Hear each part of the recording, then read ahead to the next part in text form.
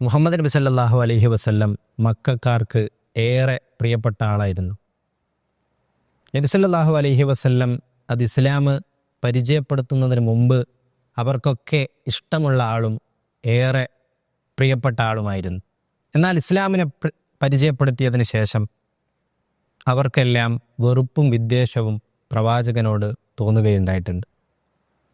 അവർ പ്രവാചകനെ ത്വായിഫിൽ വെച്ച് കല്ലെറിഞ്ഞിട്ടുണ്ട്, ബഹിഷ്കരിച്ചിട്ടുണ്ട്.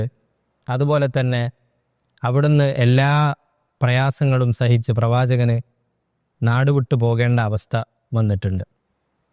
എന്നാൽ പ്രവാചകൻ സല്ലല്ലാഹു അലൈഹി വസല്ലം തിരിച്ച് എങ്ങനെയാണ് അവരോട് പെരുമാറിയത് എന്ന് നമുക്ക് കാണാൻ കഴിയും. മക്ക വിജയം സംഭവിച്ചതിന് ശേഷം പ്രവാചകൻ സല്ലല്ലാഹു അലൈഹി വസല്ലം അധികാരത്തോടുകൂടി ആൾബലത്തോടുകൂടി മക്കയിലേക്ക് തിരിച്ചു വരുന്ന ഒരു രംഗമുണ്ട്. റസൂലുള്ളാഹി സല്ലല്ലാഹു അലൈഹി വസല്ലമയ്ക്ക് എന്തും ചെയ്യാൻ കഴിയുന്ന അധികാരമുള്ള സമയത്ത് പ്രവാചകൻ സല്ലല്ലാഹു അലൈഹി വസല്ലം അവരോട് ക്ഷമിക്കുകയാണ് ചെയ്തത്. പ്രവാചകനിൽ, ആ കാരുണ്യത്തിൻ്റെ പ്രവാചകനിൽ നമുക്ക് മഹത്തായ മാതൃകയുണ്ട്. നമ്മൾ പഠിക്കുക, മനസ്സിലാക്കുക.